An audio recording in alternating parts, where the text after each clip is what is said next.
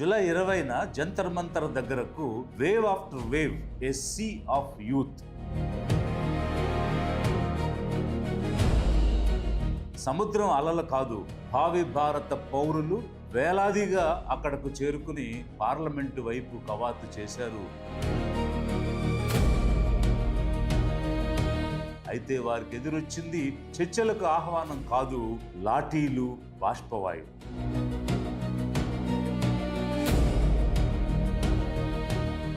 నిరసన చేయడానికి వచ్చినటువంటి యూత్ సామాన్య మధ్యతరగతి కుటుంబాలలోని పిల్లలు. వారిని చెదరగొట్టడానికి పోలీసులు రూల్స్ అండ్ రెగ్యులేషన్స్ ని అతిక్రమించి మేకులు అమర్చిన లాఠీలు, pellet guns. ये जो pellet bomb था, not only in my face, neck में and at the same time मेरी shoulder पे भी ये मेरी skin को penetrate करके अंदर insert हो गया. యూనిఫామ్ లో లేని పోలీసు డ్యూటీలు,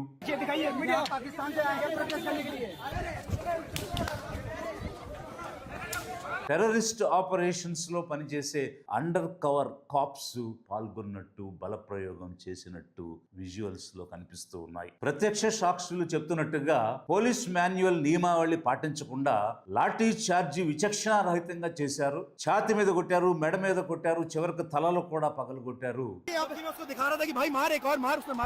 ఈడ్చుకెళ్లి లాగి బాదారు. అక్కడున్నటువంటి బ్యారికేడ్స్ లో ఎలక్ట్రిసిటీ పెట్టి అవి విద్యార్థులు టచ్ చేస్తే కరెంట్ షాక్ కొట్టే విధంగా చేశారని సాక్షులు చెప్తూ ఉన్నారు.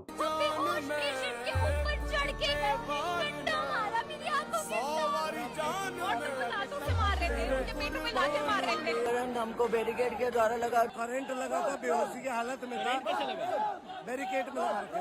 మరొక వైపు పోలీసులు 10 నుంచి 15 వాహనాలు ధ్వంసం చేశారని, 100 మంది పైగా పోలీసులు గాయపడ్డారని వారు క్లెయిమ్ చేస్తున్నారు. Ram Manohar Lohia hospital casualty wing ఈ గాయపడిన విద్యార్థులతో నిండిపోయింది. గురుద్వారా బంగ్లా సాహెబ్ తమ ద్వారాలు తెరిచి వారికి ఆశ్రయాన్ని కల్పించింది. ఈ విధంగా ప్రాథమిక హక్కులు కాపాడాల్సిన ప్రభుత్వం పైశాచికంగా తమ బిడ్డల మీద, భావి భారత పౌరుల యొక్క హక్కుల్ని ఏ విధంగా హరిస్తుంది? నిరసన చేస్తున్నటువంటి క్రౌడ్స్, గుంపులను ఏ విధంగా చెదరగొట్టాలి, ఎలా నియంత్రించాలి అనేటువంటి అంశాలు బిఎన్ఎస్ఎస్ ఒకప్పటి సిఆర్పిసిలో చాలా స్పష్టంగా రాయబడ్డాయి. దాని ప్రకారంగా police have to maintain restraint, especially when the mob is into agitation. అంటే ఇలాంటి సందర్భాలలో పోలీసులు ఎంతో సమన్వయం ప్రదర్శించాలి. బల ప్రయోగం అనేటువంటిది తప్పని పరిస్థితుల్లోనే చెయ్యాలి, అది కూడా మినిమల్ గా చేయాలనేటువంటివి చాలా స్పష్టంగా చెప్తున్నాయి. ఆ బల ప్రయోగం, లాఠీ చార్జ్ చేయాలన్నా, బాష్పవాయువు ప్రయోగించాలన్నా దానికి ముందు అక్కడ ఒక ఎగ్జిక్యూటివ్ మ్యాజిస్ట్రేట్ ఉంటారు. వారి దగ్గర నుంచి పర్మిషన్ తీసుకున్న తర్వాతే బల ప్రయోగం అనేటువంటి చర్యకు వెళ్ళాలి అని పోలీస్ మాన్యువల్ చెప్తుంది. అదే సమయంలో సుప్రీం కోర్టు 2012లో justice Swatanter Kumar and BS Chauhan bench ఒక స్పష్టమైనటువంటి ఆదేశాలు ఈ నిరసనలు జరిగేటువంటి కార్యక్రమాల మీద, మాబ్ క్రౌడ్స్ చేసేటువంటి కార్యక్రమాల మీద ఇచ్చాయి. ఒకటి, పీస్ఫుల్ డిసెంట్ అనేటువంటిది ఆర్టికల్ 19A అండ్ B ప్రకారం రాజ్యాంగం శాంతియుతమైనటువంటి ప్రదర్శనలు చేసుకునే హక్కుని ప్రజలకు కల్పించింది. ప్రభుత్వానికి నియంత్రించే అవకాశం ఉంది, కానీ కుంటి సాకులు చెప్పి అణిచివేసేటువంటి అధికారం మాత్రం లేదు.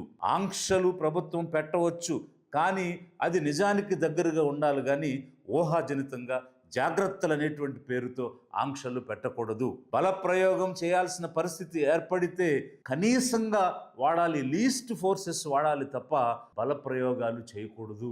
ఒకవేళ అలాంటి బల ప్రయోగం చేయాల్సిన పరిస్థితి ఎదురై చేస్తే ఇది కోర్టు పరీక్షిస్తుంది అనేటువంటి సూత్రాలను సుప్రీం కోర్టు ఆ ప్రిన్సిపల్స్ ఇచ్చింది. ఒకవైపు సిఆర్పిసి బిఎన్ఎస్ఎస్ లో క్లియర్ కోడ్ ఆఫ్ కాండక్ట్ ఉండగా, మరొక వైపు ఎక్స్ప్లిసిట్ గా supreme court principles laid down చేసిన తర్వాత కూడా ఏ విధంగా పోలీస్ రూల్స్ కి అతిక్రమించి యాక్షన్ లోకి దిగుతారు? ప్రభుత్వం తన నిరంకుశత్వాన్ని ఈ పోలీసులను వాడుకుని ఎలా సాగిస్తుంది? నిరాయుధులైనటువంటి యువత మీద, భావి భారత పౌరుల మీద ఏ రకంగా ఈ నిరంకుశత్వం ప్రదర్శిస్తుంది ప్రభుత్వం. జలియన్ వాలాబాగ్ మాసాకర్ గురించి చదువుకున్నాం. స్వతంత్ర ఉద్యమంలో భాగంగా 1930లో సివిల్ డిజోబీడియన్స్ మూవ్మెంట్ స్టార్ట్ అయింది. 1931లో మెడ్రాస్ ప్రెసిడెన్సీ పోలీస్ మాన్యువల్లోని లాఠీ చార్జ్ కోడ్ని రివైజ్ చేసి ఈ స్వతంత్ర ఉద్యమాన్ని అణచివేయడానికి కొన్ని పద్ధతులను తీసుకొని వచ్చింది. అయితే ఇప్పటికీ కొన్ని రాష్ట్రాలు ఆ పద్ధతులు పాటిస్తూ ఉన్నాయి.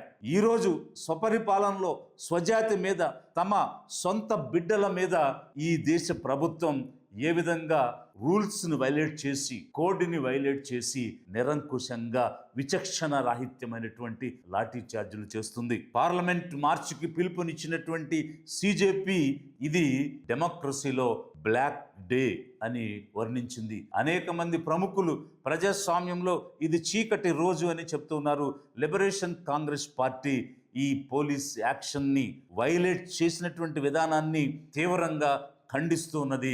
నిజంగానే ప్రజాస్వామ్యంలో ఇది చీకటి రోజు. 12 సంవత్సరాల బీజేపీ పాలనలో జూలై 20 గోల్డెన్ డే అనిపిస్తూ ఉంది. ఎందుకంటే ప్రశ్నిస్తే యాంటీ నేషనల్ అని, పాకిస్తానీ అని, అర్బన్ నక్సల్స్ అని, దేశ ద్రోహులని, విచ్ఛిన్నకర శక్తులని, ఫారెన్ ఫండెడ్, చైనా ఫండెడ్ ఇట్లాంటి లేబుల్స్ వేయడమే కాకుండా మాస్ హిస్టీరియాలోకి నెట్టేసి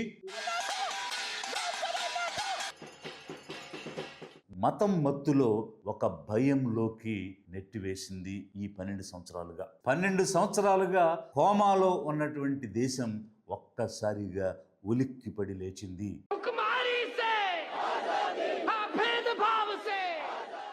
ఇన్నాళ్ళు భయం అనేది నార్మలైజ్ చేసేసి సాధారణం అయిపోయినటువంటి స్థానంలో ధైర్యం వ్యాప్తి చెందింది. ఈరోజు యూత్ పిఎం అయినా, మినిస్టర్ అయినా, డిపార్ట్మెంట్ అయినా, ఇన్స్టిట్యూట్ అయినా ధైర్యంగా ఏకవచనంతో ప్రశ్నిస్తూ ఉన్నారు.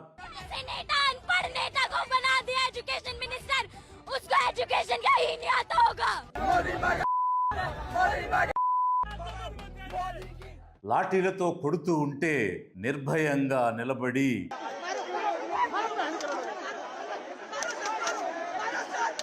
పాటలు పాడుకుంటూ పార్లమెంటు మార్చ్ నిర్వహించారు.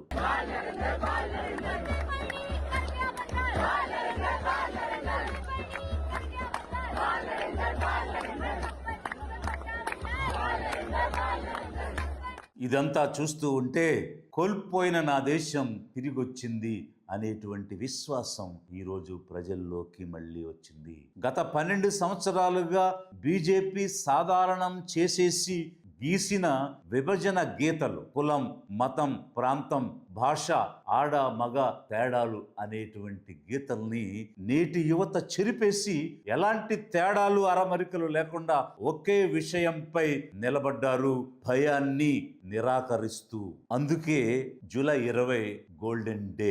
రాజ్యం తన బలాన్ని ప్రయోగిస్తే ఇండియన్ యూత్ తమ వెన్నెముక నిటారుగా ఉందని ప్రదర్శించారు. సరిగ్గా ఇదే సిద్ధాంతంపై ఏర్పడింది లిబరేషన్ కాంగ్రెస్ పార్టీ. కుల, మత, ప్రాంత, భాష, ఆడ మగ తేడా లేకుండా సమాజ స్థాపన చేయాలని లిబరేషన్ కాంగ్రెస్ పార్టీ పోరాడుతూ ఉంది. ఈ న్యాయ పోరాటంలో స్టూడెంట్స్ పక్షాన నిలబడి ప్రభుత్వాన్ని డిమాండ్ చేస్తూ ఉంది liberation Congress party. Neat paper leak వల్ల చనిపోయినటువంటి కుటుంబాలకు ₹1 కోటి ఎక్స్ గ్రేషియా ప్రభుత్వం చెల్లించాలని, ఈ నిరసన ప్రదర్శనలో పెట్టినటువంటి కేసులు ప్రభుత్వం వెంటనే ఉపసంహరించుకోవాలని,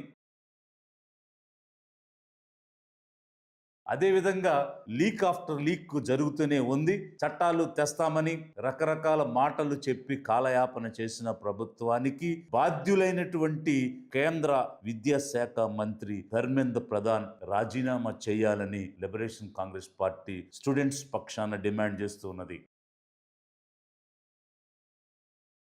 వేలాదిగా తరలి వచ్చిన ఇండియన్ యూత్ ఒక ప్రశ్నతో పార్లమెంట్ మార్చి చేశారు. దానికి ప్రభుత్వం లాఠీలతో సమాధానం చెప్పింది. మేము ఇంకా ప్రశ్నించడం ఆపలేదు.